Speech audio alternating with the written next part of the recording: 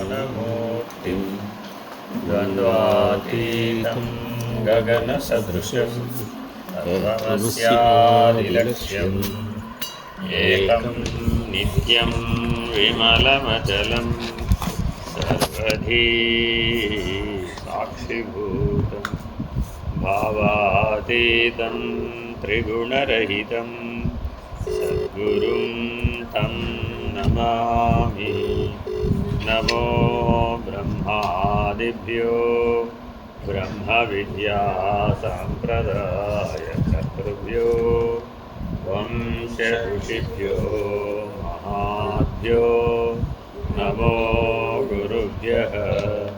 सर्वोपप्लवरहित प्रज्ञानघन प्रत्यगर्थो ब्रह्मैवाहमस्मि।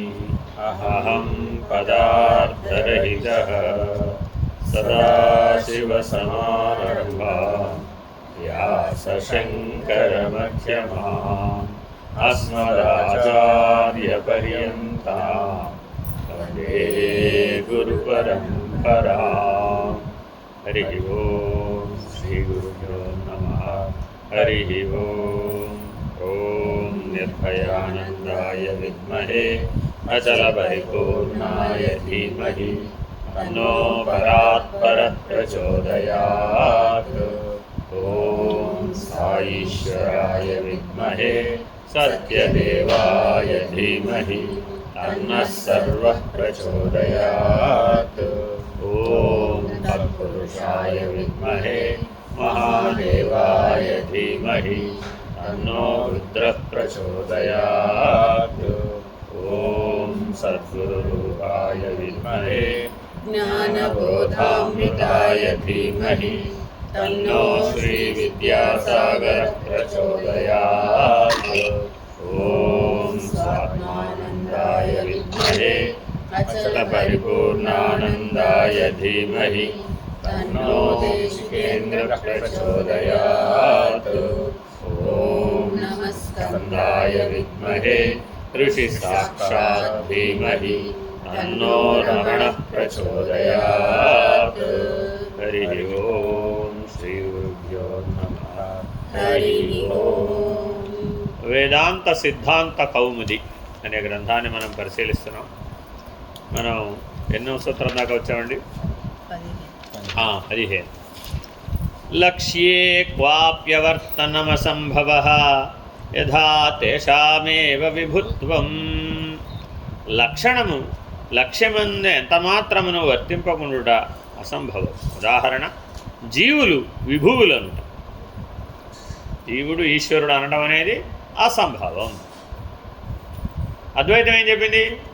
జీవేశ్వరో అభిన్నః జీవో బ్రహ్మైవ నాపరః ఏకం సత్ బ్రహ్మ సర్వం ఖల్విదం బ్రహ్మ అని చెప్పి ఈ 4 వాక్యాలు కలిపితే అద్వైతం. జీవేశ్వరో అభిన్నః జీవో బ్రహ్మైవ నాపరః ఏకం సత్ బ్రహ్మ సర్వం ఖల్విదం బ్రహ్మ అని 4 ఉపనిషత్ వాక్యాలను ఆధారంగా చేసుకుని బ్రహ్మమును ఆత్మను అభేదత్వాన్ని అన్వయాన్ని నిర్ణయించాం. ఆ 4ంటిని ఈ ఒకే ఒక సూత్రంతో ఖండిస్తున్నాడు. ఏమనిట? ఏమయ్యా, లక్ష్యంలో నువ్వు చెప్పినటువంటి లక్షణాలు గనక లేకపోయినట్లయితే అప్పుడు అది అసంభవం కదా. ఉదాహరణ చెప్తా చూడండి. ఇప్పుడు ఇవాళ ఒక అమ్మాయి పుట్టింది అనుకోండి. ఆవిడెవరు అని అడిగాం, ఏం చెప్తారు? ఇవాళ ఒక ఆవిడ పుట్టిందండి, ఒక అమ్మాయి పుట్టింది. ఈవిడెవరు అని అడిగాం అనుకోండి, ఏం చెప్తావు? సమాధానం ఏం చెప్పాలి? ఈవిడెవరు అంటే ఆవిడని అడుగుదామా? ఆవిడేం చెప్తుంది? ఇప్పుడే పుట్టిన ఆవిడ ఎవడు చెప్తుంది? ఏం చెప్పలేదు. కానీ ఈవిడెవరంటే ఏం చెప్పాలి సమాధానం? వాళ్ళ అమ్మాయి అండి అన్నాం. ఒక ఆన్సర్ కరెక్టేనా కాదా? ఇంతలో వాళ్ళ అమ్మమ్మ వచ్చింది, వాళ్ళ మనవరాలండి అన్నాం. వీళ్ళ అమ్మాయి కరెక్టా, వాళ్ళ మనవరాలు కరెక్టా? అదేలాగా ఒకరున్నారా? ఇప్పుడు ఇద్దరున్నారా? అక్కడ ఒకరున్నారా? ఇద్దరున్నారా? ఇద్దరున్నారు అక్కడ. ఒకడు అమ్మాయి, ఒకడు మనవరాలు. ఇంతలో వాళ్ళ అత్తగారు వచ్చింది. బ్రతికుండే అవకాశం ఉందా లేదా? ఆవిడ ముని మనవరాలండి బాబు అన్నాం. ఇప్పుడు ఒకరా ఇద్దరా ముగ్గురా? ఒకరా ఇద్దరా ముగ్గురా? ఒకరే. అంతేనా కాదా? ఒకరన్నాలా ముగ్గురన్నాలా? ఇప్పుడు నేను ముగ్గురనే ఒప్పుకుంటాను. ముగ్గురంటేనే ఒప్పుకుంటాను నేను, అంతే. ఒకడంటే నేను ఒప్పుకోను. ఎందుకని? ఇప్పుడు 7 భేదాలు చూసుకోండి. వస్తుగత భేదం ఉందా లేదా? లేదుగా. సప్తధాతు నిర్మిత శరీరమే. నువ్వు ఈ అమ్మాయిని ఎవరిని అంటున్నావు? ఆ శరీరాన్నేగా అంటుంది. అంతేనా కదా? ఆ శరీరము, ఆ ప్రాణము, ఆ మనస్సు, ఆ బుద్ధి, ఆ చైతన్యం ఎవరి నుంచి వచ్చినాయి? వాళ్ళ అమ్మ నుంచి వచ్చినాయి. వాళ్ళ అమ్మకే శరీరం, ప్రాణం, మనసు, బుద్ధి, చైతన్యం ఉన్నాయో, ఈ అమ్మాయి కూడా ఏమున్నాయి? అవే ఉన్నాయి. వస్తు భేదం ఉందని నిరూపించగలవా ఇప్పుడు? లేదు. కొన్ని వ్యవహార భేదం ఉందని నిరూపించగలవా? అది లేదు. ఎందుకని? అమ్మాయి స్త్రీనే, ఈవిడ స్త్రీనే. అమ్మాయి ఆ స్త్రీ అనే లక్షణం సహజంగానే ఉంది. వ్యవహార భేదం కూడా ఉండే అవకాశం లేదు కదా. అంతేనా కదా? కాబట్టి వస్తు భేదం లేదు, వ్యవహార భేదం లేదు. పోనీ వాళ్ళ అమ్మమ్మ దగ్గరికి చూద్దామా? వస్తు భేదం లేదు, వ్యవహార భేదం లేదు.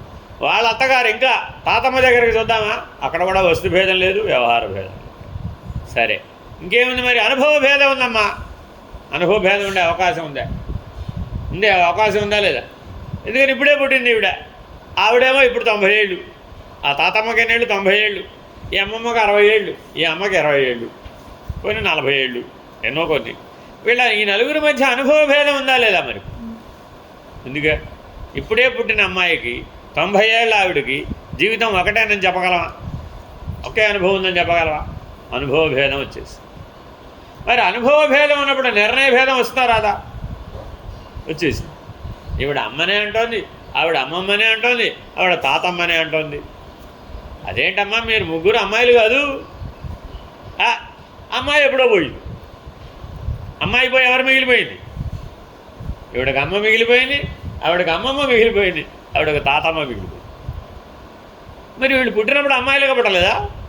కానీ కాలాంతరంలో వ్యవహరించడం వలన ఆ వ్యవహార ప్రభావం చేత, అనుభవ ప్రభావం చేత నిర్ణయం మారిపోయింది. నేను అమ్మాయి అన్న విషయం మర్చిపోయింది. దేనికి స్థిరపడిపోయింది? ఇప్పుడు అమ్మగా స్థిరపడిపోయింది, అమ్మమ్మగా స్థిరపడిపోయింది, తాతమ్మగా స్థిరపడిపోయింది. ఏమని అడిగితే నేను తాతమ్మని అయిపోయారో బాబట్టు మాడిగోడికి మాడికి చెప్పేది అదే. అరే మౌలికంగా నువ్వు ఎవరమ్మా? నేను జీవుడిని కదా. అసలు అమ్మాయి కూడా కాదు. ఎవరు నువ్వు? జీవుడివి. అది నీ మౌలిక సూత్రం. ఎవరన్నా ఒకరైనా నువ్వెవరంటే నేను జీవుడిని అని అంటున్నారా? అంటలేదే. కాబట్టి నిరంతరాయంగా ఇప్పుడు మనలో ఏ భేదం నిలబడిపోయినాయంటే 7 భేదాలు మనలో స్థిరపడిపోయినాయి జీవితంలో. వస్తు భేదం, వ్యవహార భేదం, అనుభవ భేదం, నిర్ణయ భేదం, స్వగత భేదం, సజాతీయ భేదం, విజాతీయ. సరేనమ్మా, నలుగురు ఉన్నారు కదా, మీ నలుగురి జీవితం నాకు ఒకలాగానే కనబడుతుంది కదా. ఏమన్నారు? నలుగురు. నాకు 90 ఏళ్ళు, మంచంలోంచి లేవలేను, నా పని నేను చేసుకోలేను, ఎవరన్నా అన్నీ నాకు చేసి పెడితే తప్ప నేను నా వల్ల ఏం కాదు. అదో దానికన్నీ చేతావు, దానికి అన్నీ చేసుకోగలదు, దానికి ఇంకా ఓపిక ఉంది, దానికి ఇంకా 40 ఏళ్ళు, దానికి ఏమైంది ఇప్పుడు? ఇబ్బంది ఏం లేదు, నాకు 90 ఏళ్ళు, నా వల్ల కాదు. ఇప్పుడు ఆ 40 ఏళ్ళ ఆవిడ జీవితం, ఈ 90 ఏళ్ళ ఆవిడ జీవితం ఒకటేనంటే అప్పుడు వాళ్ళిద్దరు ఒప్పుకుంటారా? ఒప్పుకోరా? అదేమిటమ్మా? సజాతీయ భేదం. ఇద్దరూ స్త్రీలే, ఇద్దరూ అమ్మలే, ఇద్దరూ అమ్మమ్మలే, ఇద్దరూ వ్యవహార భేదం ఏమీ లేదు, అనుభవ భేదం లేదు, ఏమి లేకపోయినా మీ ఇద్దరి జీవితం ఒకటేనమ్మా అంటే అబ్బే కాదు, మా ఇద్దరి జీవితం ఒకటే ఎలా అవుతుందండి? అది కోటీశ్వరరాలు, నేనేమో ఆ స్థాయి లేదు. అదేమో బోల్డ్ PhD దాకా చదువుకుందండి, నేను 1వ క్లాసు చదువుకున్నాను. అప్పుడు ఎక్కడ ఉన్నాయండి స్కూళ్ళు? మేము ఏమైనా స్కూల్కి వెళ్ళామా పెట్టామా? అని తాతమ్మ. మరి ఇప్పుడున్న ఆవిడ బీటెక్ చదువుకుంది, ఇంజనీరింగ్ చదువుకుందండి బాబు. మా మనవరాలు ఎంత గొప్ప చదువుకుందో. నేను 1వ క్లాసు వెళ్ళలేదు, నాకు దానికి పోలిక అక్కడ, దానికి అన్నీ తెలుసు. మరి ఇప్పుడు ఇద్దరు ఒకటేనా కాదా? ఒకటేనా కాదా? సామాన్య లక్షణం ద్వారా ఒకటే, విశేష లక్షణం ద్వారా వేరే. మనం విశేష లక్షణాన్ని మాత్రమే గుర్తిస్తున్నాం తప్ప సామాన్య లక్షణాన్ని మనం పట్టించుకోం. సామాన్య లక్షణాన్ని మాత్రమే పట్టించుకున్నప్పుడు అద్వైతం వస్తుంది, విశేష లక్షణాన్ని పట్టించుకున్నప్పుడు ద్వైతం విశిష్టాద్వైతం వస్తాయి. దేవుడికి 4 చేతులు ఉండాలా, 40 చేతులు ఉండాలా? దేవుడికి 4 చేతులు ఉండాలా, 40 చేతులు ఉండాలా? 4 చేతుల్లో 4 ఆయుధాలు పట్టుకుని ఉండాలా వద్దా? ఓ చేతిలో శంఖం, ఓ చేతిలో చక్రం, ఓ చేతిలో గద, ఓ చేతిలో విల్లు, ఓ చేతిలో కత్తి, ఓ చేతిలో ఇంకోటి అంకుశం, ఇలాంటివన్నీ పట్టుకుని ఉండాలా వద్దా? ఏమో ఎందుకమ్మా దేవుడు అలాగే ఎప్పుడు ఎందుకు ఉండాలి? ఇది వేరే ఉద్యోగం లేదా? ఎప్పుడూ పడుకున్నాం, ఎప్పుడూ నిలబడ. వెంకటేశ్వర బాబు ఎప్పుడూ నిలబడేటాడు బాబా దేవుడు. నీకు ఎప్పుడూ కూర్చునే పర్మిషన్ లేదా?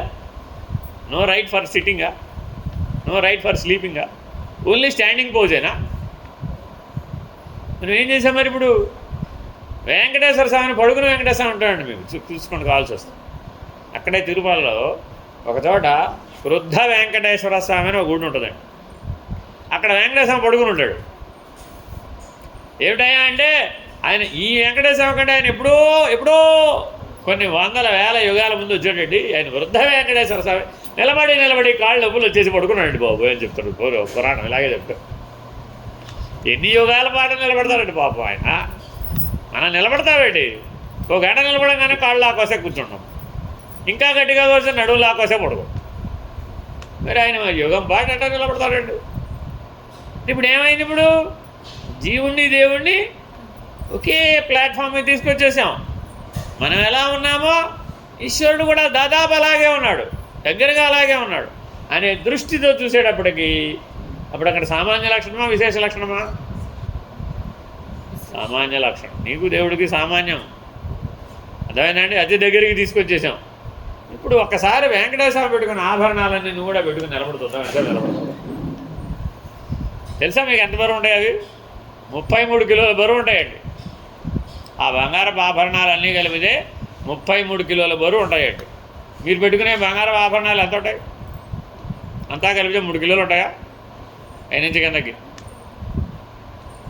7 వారాల నగలు పెట్టుకున్నా కూడా 3 కిలోల కంటే ఉండవు. కానీ మరి ఆయన ఒంటి మీద 33 కిలోల ఆభరణాలతో అంతకాలం వెళ్ళాలన్నప్పుడు ఆలోచించండి. మీ ఒంటి నిండా మీరు ఆభరణాలు పెట్టుకుంటే మీరు కన్వీనియంట్గా ఫీల్ అవుతారా, ఇన్కన్వీనియంట్గా ఫీల్ అవుతారు? ఇవాళ అందుకనే మోడర్న్ గర్ల్స్ ఎవరు కూడా తీసేవన్నీ ఆభరణాలను తీసి ఓ సన్న గొలుసు, ప్లాటినం గొలుసు అంతే. ఎందుకని? బరువు అండి బాబు. అంతేనా కాదా? మరి సంసారం బరువేనా కాదా? జీవితం బరువేనా కాదా? ఎందుకు దించాలనుకోవడం? బంధాలన్నీ బరువేనా కాదా? బాధ్యతలన్నీ బరువేనా కాదా? ఎందుకు దించాలనుకోవడం? ఆలోచించాలా వద్దా? అంటే ఎక్కడో మానవ జీవితంలో ఈ సామాన్య లక్షణం విశేష లక్షణం మధ్య ఆకర్షణలు వికర్షణలు పనిచేస్తున్నాయి. ఆసక్తి ఉన్నప్పుడు అది బరువైనా నీకు ఆనందదాయకమే. మీరు రోజు కట్టుకునే రోజువారీ చీరలు ఉంటాయండి, విశేషంగా కట్టుకునే పట్టుచీర ఉంటుందండి. పట్టుచీర బరువు ఉంటుందా ఉండదా? పట్టుచీర బరువు ఉంటుందా ఉండదా? ఏం పేరు నీ పేరు? పేరు అడగకుండా చెప్తున్నా పాఠం. ఏం పేరు నీ పేరు? ప్రణవి. పేరులోనే ప్రణవం ఉంది. రోజు ఓంకార ఉపాసన చేస్తున్నావు మరి? అయ్యో రామా, ప్రణవం అంటే ఓంకారం కదా, మరి రోజు ఓంకార ఉపాసన చేయాలి కదా. మరి ప్రణవి అని పేరు పెట్టుకున్నందుకైనా చేయాలి కదా. అలాంటి వాడి దగ్గర రాగానే ముందు అడిగేది అదే. అర్థమైందా? నేర్చుకున్నావు అసలు ఓంకార ఉపాసన? నేర్చుకో ఇక్కడ మా వాళ్ళ దగ్గర. ఎన్ని రోజులు ఉంటావు? ఇంకా ఉంటావు కదా. ఇక్కడ మా వాళ్ళందరూ రోజు చేస్తారు. 4 సంధ్యల్లో ఓంకార ఉపాసన చేస్తారు. నేర్చుకోవాలమ్మా. ఓంకార ఉపాసన నేర్చుకోవాలి. ప్రతి వాళ్ళు నేర్చుకోవాలి. సృష్టి అంతా ఓంకారం చేతనే నిర్మితమైంది. సరే, ఇట్లా జాగ్రత్తగా గమనిస్తే లక్ష్యమైన లక్షణమైన దేంతో కనబడుతుంది? ఒకటి సామాన్యం, మరొకటి విశేషం. కాబట్టి దాన్ని చక్కగా వివరించి చెప్తున్నాడు చూడండి. సచాయం చేతనో జీవశబ్దేన అభిధీయతే. ఈ చేతనుడు జీవశబ్దము చే చెప్పబడుతుంది. ఈ చైతన్యం ఉందా లేదా వీడికి? ఈ శరీరానికి చైతన్యం ఉందా లేదా? ఇందులో చైతన్యం ఉన్నటువంటి జీవుడు ఉన్నాడా లేదా? ఆ చైతన్యం ఎవరికైతే ఉందో వాడే జీవుడు. జీవుడు అనగా ఎవరు? ఎవరికి చైతన్యం ఉన్నదో వాడే జీవుడు. నన్ను జీవస్యాణుత్వే కిం మానమితి చేదుచ్యతే. ఓయి జీవోదణు అనుటకు ప్రమాణమేమి అని చెబుతున్నాడు. ఏషోణురాత్మా చేతసా వేదితవ్యా. ఈ అణుస్వరూపుడు ఆత్మ మనసు చే తెలియదగినవాడు. నీవు జీవుడు అని అది దేంతో తెలుసుకోగలుగుతున్నావు? మనసు వల్లనే తెలుసుకో. దేనైనా తెలుసుకోవాలంటే ఏం వాడాలి? చెయ్యి వాడాలా, కాలు వాడాలా, మనసును వాడాలా? ఏదైనా తెలుసుకోవాలంటే మనసును వాడవలసిందే. తెలియదు అని చెప్పాలండి ఏదైనా ఒకటి. దేనివల్ల చెప్తున్నావు? నీకు పరమాణు సైన్స్, అటామిక్ సైన్స్ వచ్చా రాదా? వచ్చా? దేంతో చెప్పావు వచ్చని? మనసుతోటి. అర్థమైందండి? లేదు అదేదో ఓపెన్ హార్ట్ సర్జరీ వచ్చా రాదా నీకు? రాదా? రాదని దేంతో చెప్పావు? అది మనసుతోటే. కాబట్టి ఏదైనా సరే ఒకటి తెలియబడాలి అన్నా, తెలుసుకోవాలి అన్నా, తెలియదని చెప్పాలన్నా కూడా వాడే ఇంద్రియం ఏమిటి? మనసే. కాబట్టి ఆత్మని దేంతో తెలుసుకోవచ్చు? మనసుతోనే తెలుసుకోవాలి. వేరే దాంతో తెలుసుకోవడం కుదరదు. అంటే స్థూలమైన ఇంద్రియాలతో సూక్ష్మతరమైనటువంటి ఆత్మను తెలుసుకోవడం వీలు కాదు. కర్మేంద్రియాలను వాడి, జ్ఞానేంద్రియాలను వాడి ఆత్మని తెలుసుకోలేము. లోపలున్న మనసుని, బుద్ధిని వాడి మాత్రమే మనం తెలుసుకోగలం. బుద్ధేర్గుణే ఆత్మగుణేన చైవ హ్యా రాగమాత్రో అవహారోపి దృష్ట.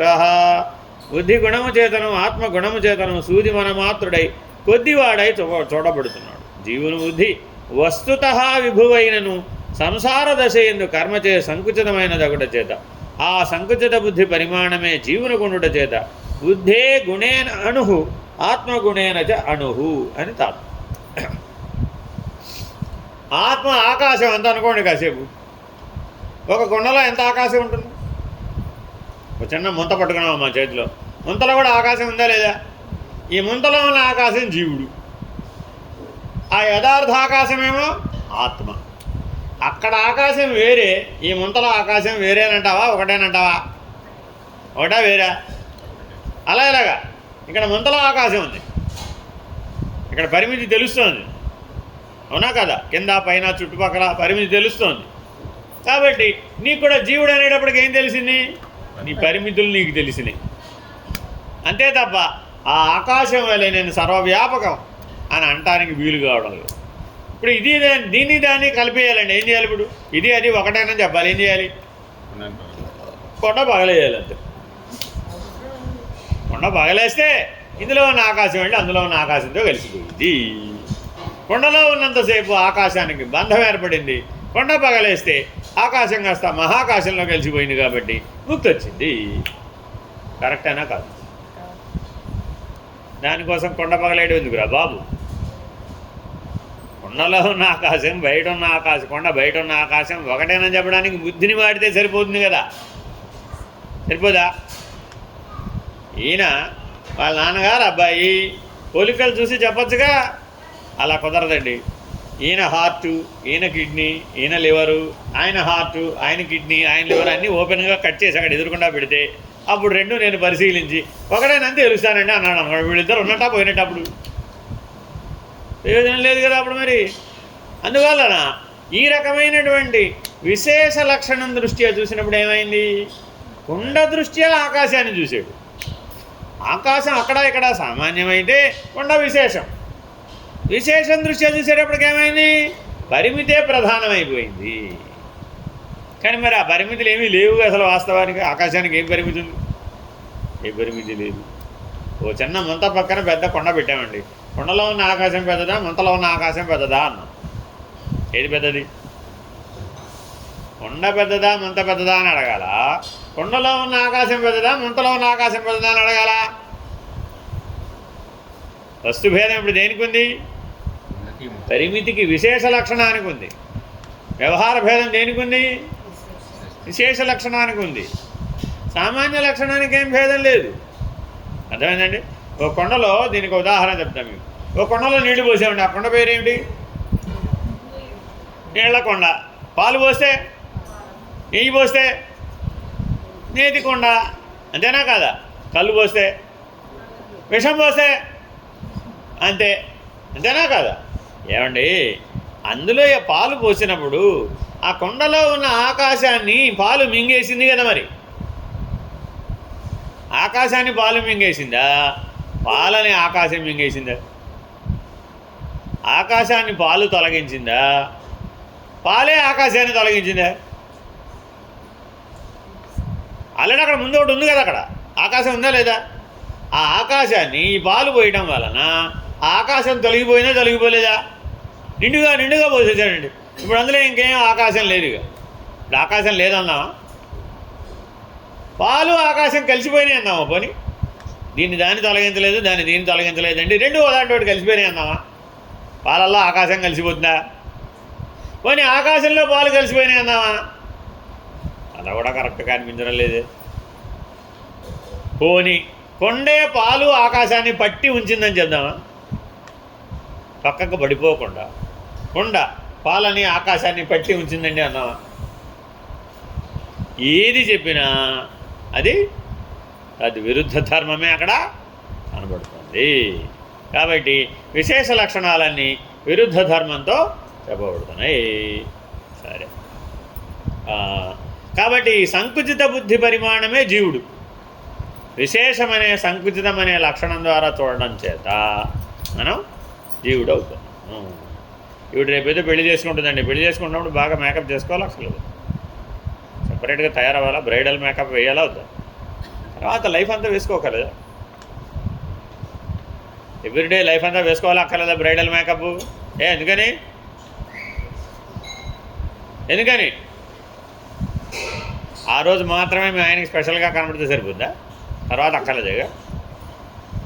పెళ్ళి మెడలో తాళి పడేంత వరకే స్పెషాలిటీ ఉండాలి. తర్వాత రోజంతా బ్రైడల్ మేకప్ చేసుకుని కూర్చుంటే పని ఎవరు చేస్తారమ్మా? అన్నవారు ఉంటారు, అంతేనా కాదా? ఎవ్రీడే టిప్ టాప్గా తయారై కూర్చుంటుంది అనుకోండి, ఆయన అన్నం వండి పెట్టాలి అప్పుడు, అంతే కదా. సో ఇవాళ ఆల్మోస్ట్ ఆల్ మోడర్నైజ్ ఫ్యామిలీస్ అన్నీ ఇలాగే ఉన్నాయండి. ఆవిడ బాగా సంపాదిస్తుంది, బాగా మేకప్ బ్యూటీ పార్లర్కి వెళ్ళి వస్తుంది, మేకప్ చేసుకుంటుంది, మిగిలిన పనులు ఏం చేయదండి ఆవిడ, అంతే. అప్పుడు ఏమైపోయినట్టు? సామాన్య లక్షణం పోయింది, విశేష లక్షణమే జీవితం అయిపోయింది. తద్వారా ఏమైపోయావు? నీ మానసిక ప్రశాంతత కోల్పోయావు, నీ జీవన లక్ష్యాన్ని కోల్పోయావు. జీవుడు అనేటటువంటి విశేష లక్షణం స్థిరపడిపోయింది. ఈశ్వరుడు సామాన్య లక్షణం, జీవుడు విశేష లక్షణం. ఎప్పుడు ఇది గుర్తుపెట్టుకోవాలండి. పరమాత్మ సామాన్య లక్షణం, జీవుడు విశేష లక్షణం. నేను ఇంజనీర్, నేను లాయర్, నేను డాక్టర్, నేను యాక్టర్, ఇవన్నీ ఏమిటి? విశేషాలు. అర్థమైందండి? అందరిలో ఉన్నవాడెవడు? పరమాత్మ. వీడు జీవుడు వీడు యాక్టర్ అవ్వాలన్నా, వాడు డాక్టర్ అవ్వాలన్నా, వాడు లాయర్ అవ్వాలన్నా, వాడు జడ్జి అవ్వాలన్నా, వాడు ఏదో అవ్వాలన్నా ఎవరు అనుగ్రహం ఉంటే అయ్యారు వాళ్ళు? ఈశ్వర అనుగ్రహం. ఈశ్వరుడు సామాన్య లక్షణం. అర్థమైందండి? కానీ మానవులందరూ ఎంతసేపు దేన్ని పట్టుకున్నారు? విశేష లక్షణాన్ని పట్టుకుని జీవుడు అయిపోతున్నాడు. వాలాగ్రశతభాగస్య శతధా కల్పితస్య చ జీవో భాగస్య వైజ్ఞేయ స చ అనంత్యాయ కల్పతే.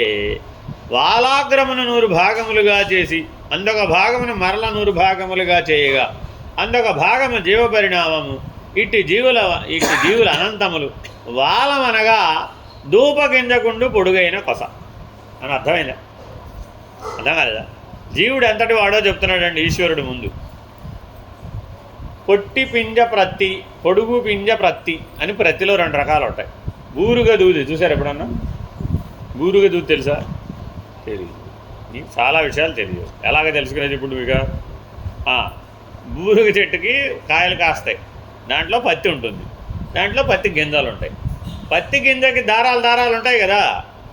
ఆ ఒక దారం ఉందనుకోండి, ఆ ఒక దారాన్ని 100 భాగాలుగా విభజించామనుకోండి, 1/100th, అంతేనా కదా?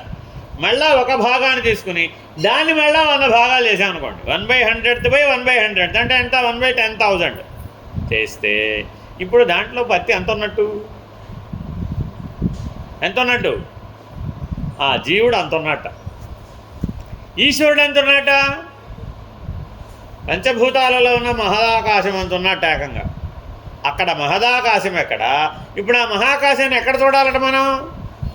ఈ 1/10,000 వంతున్న పత్తి దార పోగుందే, ఆ పోగులో ఆ ఆకాశాన్ని చూడడానికి ప్రయత్నం చేస్తున్నాం. చూసి పైగా ఏమన్నామట, ఇక్కడ ఆకాశం అక్కడ ఆకాశం ఒకటే, ఇక్కడ చైతన్యం అక్కడ చైతన్యం ఒకటే, ఇక్కడ లక్షణం అక్కడ లక్షణం ఒకటే. కాబట్టి 1/10,000 వంతు మాత్రమే ఒక దారంలో ఉన్న భాగం ఏదైతే ఉందో ఇది ఆ మహాకాశం ఒకటే, ఈ జీవాత్మ ఆ పరమాత్మ ఒకటే అని అద్వైతం అంటుందయ్యా. ఎలా ఒప్పుకుంటావయ్యా? ఇది ఒప్పుకో చూద్దాం. ఇది కంటికి కనే కనపడలేదు, 1/10,000 వంతుంది. ఇది ఇంత ఉన్నదాన్ని ఏకంగా మహదాకాశం అంటున్నటువంటి ఈశ్వరుడితో పోల్చి జీవేశ్వరు అభిన్న అంటావే, జీవో బ్రహ్మైవ నాపర అంటావే, పైగా ఆదే ఇదేంద్రబాబు అంటావే. వాడు అవకాశం ఇచ్చాడు కాబట్టి వీడు వచ్చాడంటావేమిటి? అదేగా మనం చెప్తుంది అద్వైతంలో.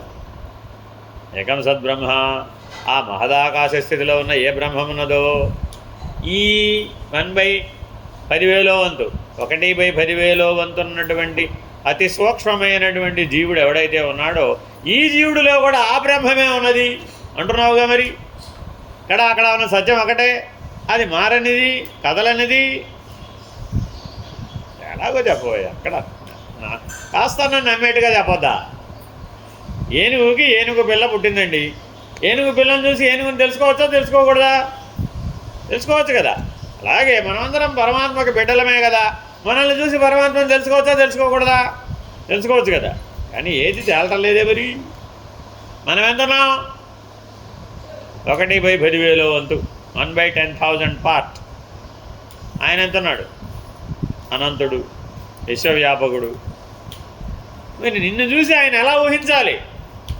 అందుకని ఏం చేశాం, నీలాగానే పరమాత్మని ఒక 6 అడుగుల విగ్రహంగా తయారు చేసేసి, లైఫ్ సైజ్ ఐడల్ తయారు చేసేసి, మనకి లేని విశేషాలన్నీ ఆయనకి తగిలించేసి, కిరీటం, ఆయుధాలు ఎట్సెట్రా ఎట్సెట్రా, ఓ స్తోత్రం రాసేసి, ఓ సుప్రభాతం రాసేసి, ఓ అష్టోత్తరం రాసేసి, ఓ సహస్రనామం రాసేసి, ఓ మంగళహారతి రాసేసి, ఆ దేవుడు దేవుడు దేవుడు. ఇప్పుడు ఊహించగలవలేదా? చూడండి, దేవతలందరూ మానవాకారంలోనే ఉంటారు. అవునా కాదా? ఎందుకని? ఎందుకనమ్మా? ఈజీ, అందుబాటులోకి వచ్చేసింది. ఏనుగు పిల్ల ఏనుగు, మనం ఎవరు? ఏనుగు పిల్ల. ఆయన ఎవరు? ఏనుగు. దీన్ని చూస్తే దాన్ని చూసినట్టే, దాన్ని చూస్తే దీన్ని చూసినట్టు, తేలిగ్గా తెలిసిపోలా.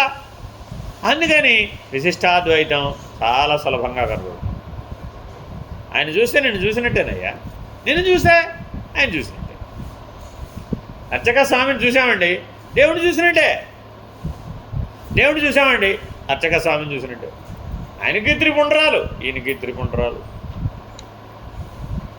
అంతేనా కాదా? ఆయన పవిత్రమైనటువంటి జీవితం, ఈయన పవిత్రమైన జీవితం. ఎన్ని లక్షణాలు సామ్యమో. కాబట్టి నేనేమన్నారు? భూసురులు. మనల్ని ఏమన్నారండి? భూసురులు. అంటే అండి భూమి మీద దేవతలు వీళ్ళు. ఆయన ఎవరు? వైకుంఠంలో దేవత. ఆయన అక్కడ దేవత, నువ్వెవరు? నువ్వు ఇక్కడ దేవత. బాగుందా లేదా? ఇలాగ చెప్తున్నామంట. ఇత్యాది శృతిస్మృతిభి జీవస్యాణుత్వ మధ్యవసీయతే. ఈ మొదలగు శృతి స్మృతుల చేత జీవనకు అణుత్వము నిశ్చయింపబడింది. జీవుడు గ్యారంటీగా అణుస్వరూపుడే అని ఈ ఉపనిషత్ ప్రమాణం చేత తెలుస్తుంది. ప్రతిదానికి ఉపనిషత్తులు ఉన్నాయండి. ద్వైతానికి ఉపనిషత్తులు ఉన్నాయి, విశిష్టాద్వైతానికి ఉపనిషత్తులు ఉన్నాయి, అద్వైతానికి కూడా ఉపనిషత్తులు ఉన్నాయి. ఎవరికి వాళ్ళు వారి వారి దృక్పథం ప్రకారం ఆయా ఉపనిషత్తులను మనకు అందించారు. వాళ్ళు మహర్షులే. కాకపోతే నీ వివేకం ఏ స్థాయిలో ఉన్నదాని అనే దాన్ని బట్టి నీవు విచారణ చేస్తావు. నచ తస్యాణుత్వే సర్వాంగీణ సుఖానుపత్తిరితి వాచ్యం.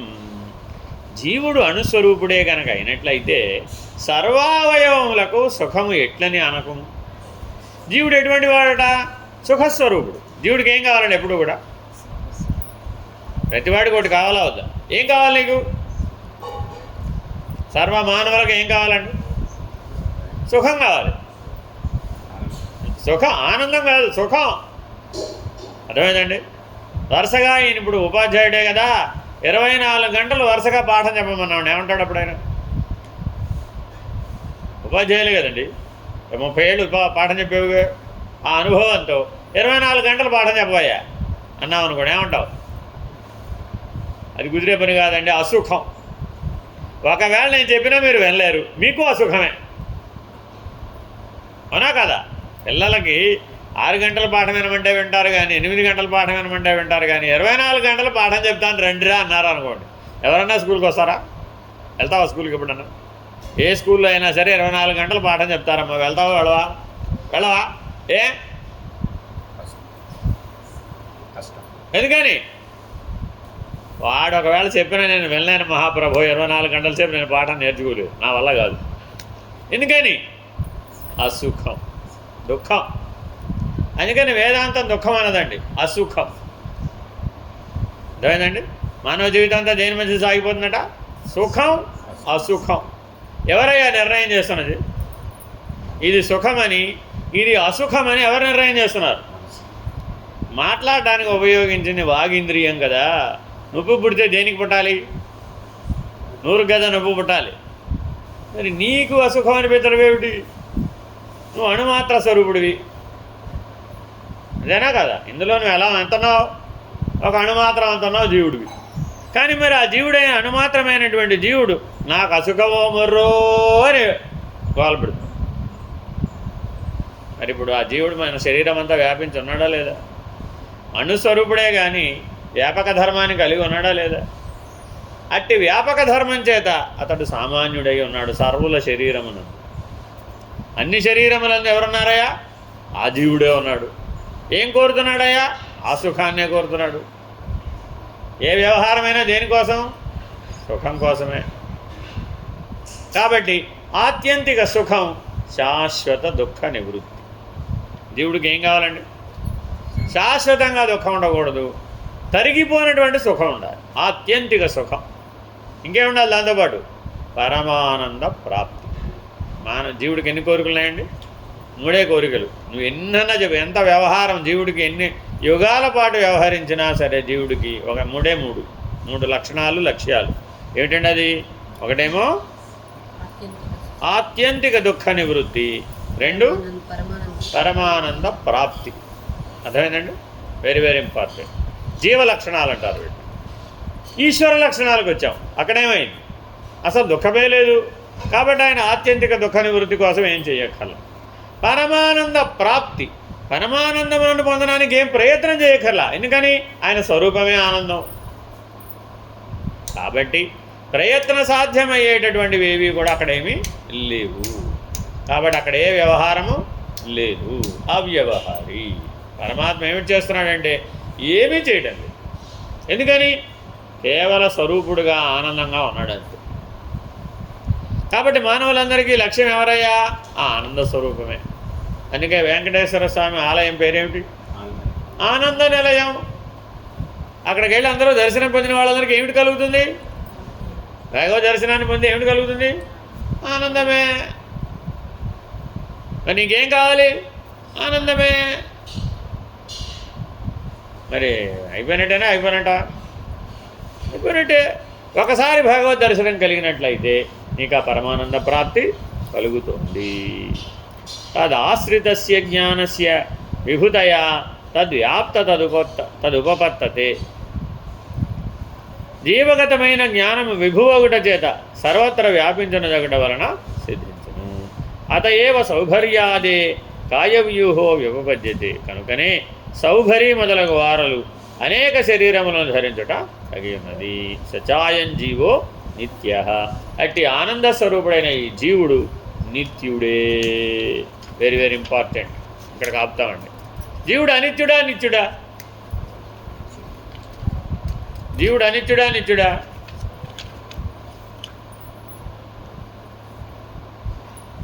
జీవుడు అనిత్యుడా నిత్యుడా? అద్వైతం ప్రకారం అనిత్యుడు. మరి జీవో బ్రహ్మైవ నాపరహ అన్నప్పుడు బ్రహ్మము నిత్యమైనట్లయితే జీవుడు కూడా నిత్యుడే అవ్వాలి. మరి అప్పుడు నిత్యానిత్య వస్తువు వివేకం వాడాలా అక్కర్లేదు? మరి అక్కడ వస్తువు అంటే ఏమిటి? నిత్యానిత్య వస్తువు వివేకంలో వస్తువు అనగా ఏమి? వస్తువు అనగా ఏమి? వస్తువు అనగా ఏమి? అవునమ్మా, నిత్య అనిత్య వివేకం అనాలి వాస్తవానికి. కానీ ఏమన్నాం? నిత్యానిత్య వస్తు వివేకం అన్నాం. అక్కడ వస్తువు ఏమి? అక్కడ వస్తువు ఏమి? నిత్యం అంటే మారనిది, అనిత్యం అంటే మారేది. అంటే ఈ సృష్టిలో రెండు వస్తువులు ఉన్నాయట. ఒక వస్తువు ఏమో నిత్యం మారిపోతుందట, ఒక వస్తువు ఏమో మారటం లేదు. మారని వస్తువు పరమాత్మ, మారే వస్తువు జీవుడు అని నిర్వచనం చెప్పాం. నిత్యానిత్య వస్తువు వేగ. అన్నం ఉందండి, ఇవాళ వండాం, రేపటికి మరి అనిత్య వస్తువే, అంతేనా కాదా? మనలో అన్నం వల్ల వచ్చిన, తినటం వల్ల వచ్చినటువంటి శక్తి ఉందండి. శక్తి నిత్య వస్తువా అనిత్య వస్తువా? అది కూడా అనిత్య వస్తువే, మారిపోతుంది కదా. మరి బాల్యంలో ఒకలాగా ఉంది శక్తి, యవ్వనంలో ఒకలాగా ఉంది శక్తి, వృద్ధాప్యంలో శక్తి తగ్గిపోయింది కదా. మరి శక్తి మారిపోలేదా? పదార్థము మారిపోతుంది, శక్తి కూడా మారిపోతుంది. అదేగా law of conservation of mass, law of conservation of energy. Matter and energy can neither be created Nar destroyed, but can be transformed one state to another state. పుట్టి ట్రాన్స్ఫార్మ్డ్ అంటే లాభంలా, transformed from one state to another state. అంటే ఘనస్థితి నుంచి ద్రవస్థితికి కానీ, ద్రవస్థితి నుంచి వాయుస్థితికి కానీ మనం పదార్థాన్ని, శక్తిని మార్చవచ్చు, వినియోగించుకోవచ్చు. సాలిడ్, లిక్విడ్, ఫ్లూయిడ్ అనే స్టేట్కి మనం మార్చవచ్చు, దాన్ని వినియోగించుకోవచ్చు. కానీ దాని యొక్క మౌలిక లక్షణాలు మాత్రం ఏం మారవు. హైడ్రోజన్ హైడ్రోజనే, ఆక్సిజన్ ఆక్సిజనే, హీలియం హీలియమే, క్లోరిన్ క్లోరినే, ఫ్లోరిన్ ఫ్లోరినే. ఏమైనా మారిపోతాయా? సొలిడిఫై చేసాం NaCl, దాని లక్షణాలు మారిపోయినాయా? మారలేదు. పోనీ దాన్ని తీసుకుపోయి ఉప్పుని తీసుకుపోయి నీళ్ళలో కరిగించాం, అప్పుడు ఏమైనా మారిపోయిందా? కరిగించినప్పుడు మారలేదు. పోనీ వేడి చేసి ఆవిరి చేసాం, అప్పుడు ఏమైనా మారిపోయిందా? అప్పుడు ఏం మారలేదు. స్టేట్ మారిందే కానీ దాని మౌలిక లక్షణాలు మారలేదు. కాబట్టి అది నిత్యమే. పదార్థము నిత్యమే, శక్తి కూడా నిత్యమే అనేసాం. కరెక్టే.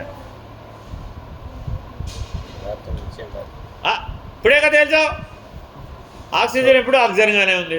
సోడియం క్లోరిన్ సెపరేట్ చేసినప్పుడు సోడియం దాని లక్షణాలు ఏం మారిపోలేదుగా. కాంపౌండ్గా అయినాయి, మిక్చర్ అయినాయి, ఎలిమెంట్గా ఉన్నాయి. ఎలిమెంట్ అయితే ఏమిటి, దాని లక్షణాలు దానికే ఉన్నాయి, దాని వ్యాలెన్సీ దానికే ఉంది, దాని అటామిక్ ఫ్రీక్వెన్సీ అంతే ఉంది, దానికి ఏమి మారలేదు. అది అది అనుభవం. మళ్ళీ వ్యవహారం లక్షణం మారిపోయింది. అక్కడ దాని మౌలిక లక్షణం ఏమైనా మారిందా? మారలేదు కదా. వస్తుగత ధర్మం మారలేదు కదా. వస్తుగత ధర్మం అంతే ఉంది. ఏ ఉప్పు అయినా నిప్పులో వేసామంటే చటాపటా పేలింది, దానికి ఏమి ఆ తేడా ఏమి లేదు. లవణాలు చాలా ఉన్నాయి, 12 లవణాలు ఉన్నాయి, 12 లవణాలు. మరి ఏ రకమైనటువంటి ఉప్పుని తీసుకుపోయి అందులో వేసినా కూడా ఆ చటాపటా పేలింది. ఎందుకైనా దాని లక్షణం అంతే. దాంట్లో ఉన్న నీళ్ళు ఉంటాయి, ఆ నీళ్ళ వల్ల చటాపటా పేలుతుంది.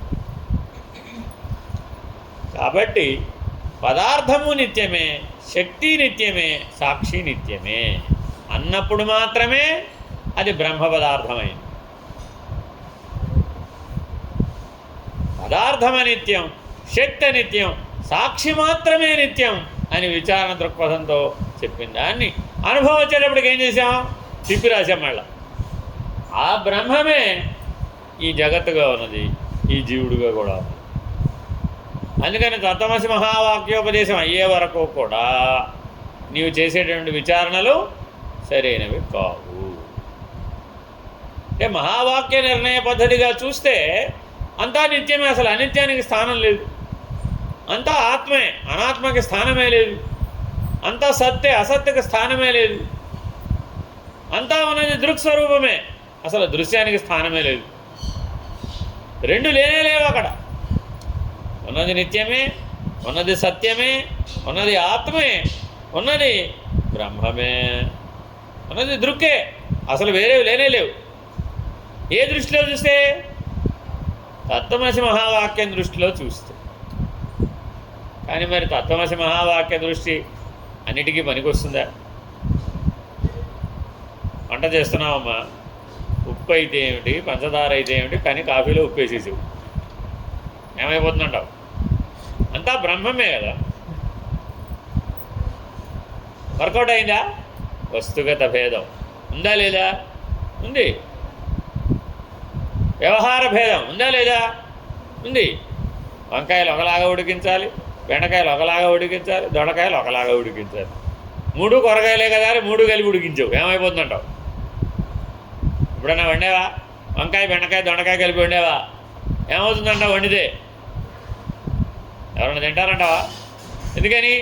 ఈ బెండకాయ జిగురులు ఆ ఇంటికి పట్టుకుంటూ ఏమైపోతుంది అప్పుడు?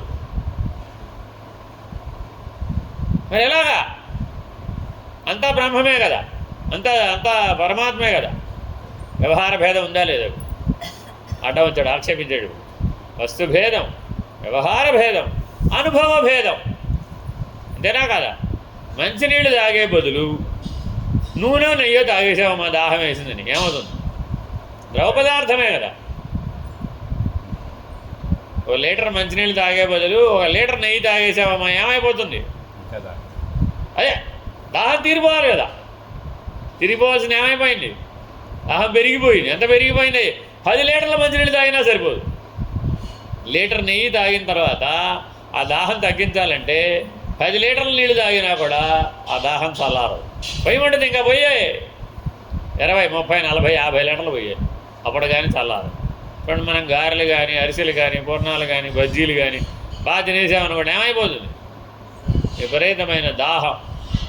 10 రెట్లు నీళ్ళు పోస్తే కానీ అది తగ్గదు. మరి అనుభవ భేదం ఉందా లేదా? ఇప్పుడు సరే, లడ్డూలు తయారు చేయాలి కదా. లడ్డూలు తయారు చేయాలంటే మరి బూందీ నూనెలోనేగా వేయాలి, నూనెలోనో నెయ్యిలోనో వేయాలి. నీళ్ళలో వేద్దాం. నీళ్ళలో వేస్తే బూందీ వస్తుంటావు బయటికి ఎక్కడన్నా? రాదా? ఎందుకని? నీళ్ళలో వేయగానే శనగపిండి కాస్త అందులో కలిసిపోతుంది. నూనెలో వేస్తే కలవదు, తేలుతుంది. చూడండి, తేడా ఉందా లేదా? మరి ఇప్పుడు నిర్ణయ భేదం ఉందా లేదా? వస్తు భేదం, వ్యవహార భేదం, అనుభవ భేదం, నిర్ణయ భేదం. ఆలోచించండి, ఉందా లేదా? సజాతీయ భేదం. అంతా బ్రహ్మం అంటాడు, ఏమిటో నాకు అర్థం కాదు. ఎలాగో చెప్పు. ఒక ఏనుగు చనిపోయిందమ్మా, ఆ ఏనుగు చనిపోయిందా అని అనేక మృగాలు తినేవా? ఇది బయట ఆటవిక న్యాయంలో సహజమే కదా, ఇది అడవిలో సహజమే, ఇదేనా కాదా? మరి సింహం ఏనుగుని చంపి తినటం ధర్మమే, అది వేటాడింది కాబట్టి. మరి మిగిలిన జీవులు వట్టి పుణ్యానికి వచ్చి తినిపోవడం కరెక్ట్ అనట? సజాతీయ భేదం, విజాతీయ భేదం, స్వగత భేదం. అందులో ముఖ్యంగా నక్కలు ఉన్నాయనుకోండి, అవి చివరికి వస్తాయట. అన్నీ తినేసి వెళ్ళిపోయిన తర్వాత చివరికి వచ్చేది ఏమిటంటే నక్కలు, కుక్కలు, నక్కలు. అవి చివరికి వస్తాయి. వాటికంటే చివరికి వస్తాయి రాబందులు. ఏమిటంటే అవి అస్థిగతై, ఎముకలకు అంటుకున్నటువంటి చిట్ట చివరి భాగాలు ఉంటాయే, అవి తినడానికి వస్తాయట. అవి చాలా సులభం కదా. ఎందుకని? వేటాడక్కర్లేదు, కష్టపడకుండా తినేవన్నమాట ఇవి. కుక్కలు, నక్కలు, రాబందులు వేటాడవంటి. ఎవరో వేటాడతాయి కదా, ఆ వేటాడి అవి తినేసి పోగా మిగిలిన ఉంటాయి కదా, ఆ మిగిలిన వాటిలో వీటి ఆహారాన్ని వెతుక్కుంటాయి. మరి ఇప్పుడు ఇలా ఎన్నో రకాలుగా సృష్టి ఎన్ని భేదాలతోనో కనపడుతుంది కదా. ఆహార సముపార్జన చూస్తేనే, ఇంకా జీవితం అంతా చూస్తే ఆయా జీవులు పుట్టిన విధానం కానీ, పెరిగిన విధానం కానీ, చనిపోయే విధానం కానీ, వాటి సంసారాన్ని పునరావృత్తి చేసే విధానంలో కానీ అన్నీ భేదాలు కనబడుతుంటే అన్నీ ఒకలాగా ఉన్నాయంటావు. నాకంతా ఒకలాగానే ఉందండి అంటాడు. నాకెక్కడా భేదం కనపడలేదండి, అంతటా ఒకటే కనపడుతుంది నాకు అంటే అద్వైతి.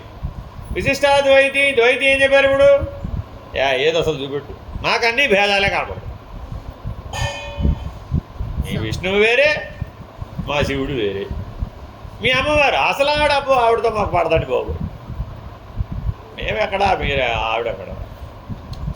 ఆవిడ అంతా నాలుగు బయట పెట్టుకుని ఖాళీ, ఇప్పుడు భయంకరంగా మెడలో బుర్రెల మాల వేసుకుని ఏమిటో ఆకారం ఏమిటో ఆ విధానం ఏమిటో. మా విష్ణుమూర్తి చూడండి ఎంత ప్రసన్నంగా ఉంటాడు, ఎంత హాయిగా ఉంటాడు, ఎంత ఆనందంగా ఉంటాడు. ఏమిటో మీ శివుడు ఏమిటో, ఆ తాండవం ఏమిటో, ఈ అమ్మవారు ఏమిటో, ఈ తాండవం ఏమిటో. మీ గొడవ మాకు ఎప్పటికీ అర్థం కాదండి బాబు. మా అనంత పద్మనాభుడు హాయిగా నిద్రపోతుంది. ఎంత ప్రశాంతం, ఎంత ప్రసన్నంగా ఉంటాడు మా వెంకటేశ్వర స్వామి. ఎప్పుడన్నా మీ వాళ్ళలాగా హడావిడి ఉందా? ఏమిటో మీ హడావిడి నాకు అర్థం కాదు. ప్రతి చోట ఏమున్నాయండి ఇప్పుడు? సామాన్య లక్షణం, విశేష లక్షణం. ఏమండి? ఆహార నిద్రాభయమైదునంచ పశుభిర్నరాణం సమాన. ఒక్క సూత్రంతో తగ్గొట్టేశాడు మొత్తం అంతా. ఏమయ్యా, ఏ జీవి అయినా సరే ఆకలి సమానమే కదా. ఆహారం వేరుండవచ్చేమో కానీ ఆకలి సమానమే కదా, అలసట సమానమే కదా, విశ్రాంతి సమానమే కదా. జననం ఏ జీవి అయినా ఆ తల్లి గర్భంలో నుంచి రావాల్సిందే కదా. తల్లి దగ్గర నుంచి కాకుండా వేరే రకంగా వచ్చిందా? సమానం కాదంటే ఆకాశం నుంచి విడిపడుతుంది అదేమన్నా? ఏ జీవైనా సదరు మాత్ర గర్భం నుంచి రావాల్సిందే కదా. ఏ జీవైనా ఆ ప్రకృతి నుంచి పంచభూతాల నుంచి శరీరాన్ని సంపాదించుకోవాల్సిందేగా.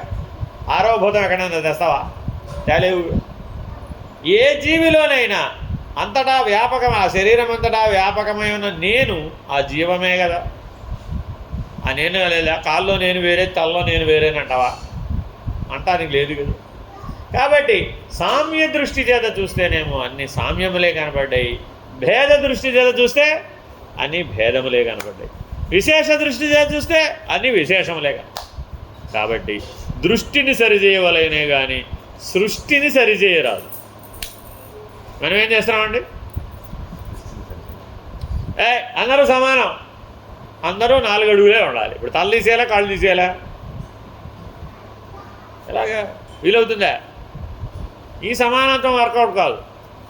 అంతేనా కాదండి? అందరినీ 4 అడుగులే ఉండాలంటే అర్థమైందా? మీకు కూడా దేశస్తులు ఉన్నారండి, almost all average height 4 feet 5 feet ఉంటుంది. అందరూ సమానంగా ఉండాలన్నాడు వాళ్ళ దేశ నాయకుడు. ఇప్పుడు ఏం చేయాలి? కష్టం కదా. కాబట్టి జాగ్రత్తగా గమనిస్తే సమత్వ దృష్టి చేత మనం సాధించవచ్చు. అందుకని దీనికి ఉపనిషద్ వాక్యం ఏంటండి? దృష్టిం జ్ఞానమయం కృత్వా పశ్యేద్ బ్రహ్మమయం జగత్. ఇది అపరోక్షానుభూతిలోనూ వాక్యం. ఈ సూత్రం చేత మనం బ్రాహ్మీభూత స్థితిని ఎక్కడైనా పొందవచ్చు. ఉదాహరణ చెప్తా మీకు. పరమహంస స్వామి రామకృష్ణ పరమహంస గారు, అర్థమైందండి? ఒక కేశవ చంద్రసేన్ అనే ఆయన ఇంటికి వెళ్తారు. ఆ రోజుల్లో విద్యావంతుడు, ఆ రోజుల్లో పండితుడు. వాళ్ళ ఇంటికి పిలిస్తే వెళ్తాడు. వెళ్ళేటప్పటికి అక్కడ ఎదురుగుండా గోడ మీద అమ్మవారి ఫోటో ఉంటుంది. అంతే, నిలబడ్డవాడు నిలబడ్డే సమాధినిష్ఠుడు అయిపోయాడు. 1 గంట బయటికి రాడు, అలా నిలబడిపోతాడు అంతే, శిలా విగ్రహాలు. ఈ లోపల వాళ్ళు మళ్ళీ బయటకు వచ్చేస్తాడు. మరి మహానుభావులు వస్తే ఏం చేస్తారు? ఆతిథ్యం ఇస్తారు కదా. టీ తాగుతూ ఉంటారు. టీ తాగుతూ ఉంటే పక్కన ఎవరో భగవత్ ప్రసంగాన్ని మాట్లాడుకుని ఉంటారు అన్నమాట, దేవుడి గురించి. ఆ ప్రసంగం వినగానే ఈ టీ ఇలాగే ఉండిపో, అలాగే మళ్ళీ సమాధానం ఇస్తాడు. ఇలా చూస్తాడు కేశవ చంద్రసేన్. ఎంత భాగ్యవంతుడిగిన, ఎంతో కష్టపడి హిమాలయాల గుహల్లో కూర్చుని, చెట్టు త్వరలా కూర్చుని తలకిందులుగా తపస్సు చేసి ఈ సమాజ నిష్ట కోసం నానా కష్టాలు పడుతున్నారే.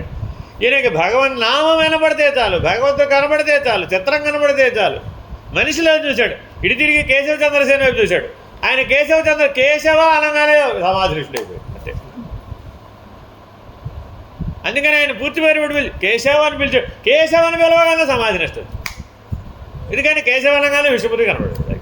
ఫినిష్డ్. మనం అందరం దేవుడి పేర్లే పెట్టుకున్నాం కానీ మనకి ఎప్పుడన్నా దేవుడు కనపడ్డాడు. శివకుమార్ శివుడు అనగానే శివుడు కనపడాలి కదా. శివకుమార్ అంటే మనకి సుబ్రహ్మణ్యుడు వినాయకుడు కనపడాలి కదా. కానీ మనకి ఎందుకు దేవుడు కనపడలేదు? ఆ సమాధినిష్ట ఎందుకు కలగడం లేదు? ఆ సాక్షాత్కారం ఎందుకు కలగడం లేదు? దృష్టి బాగుపడలేదు. అందుకని దృష్టిం జ్ఞానమయం కృత్వా పశ్యేద్ బ్రహ్మమయం జగత్. కాబట్టి అభ్యాసం ఏం చేయాలండి?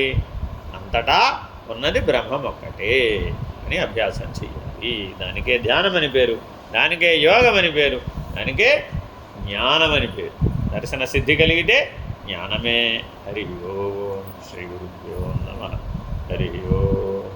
పూర్ణమదః పూర్ణమిదం పూర్ణాత్ పూర్ణముదచ్యతే పూర్ణస్య పూర్ణమాదాయ పూర్ణమేవావశిష్యతే. ఓం తత్సత్. ఓం శాంతి శాంతి శాంతి.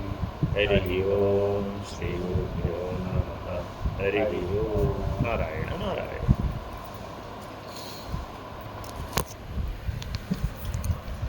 ఏమంటే మధ్యాహ్నం బయలుదేరారా?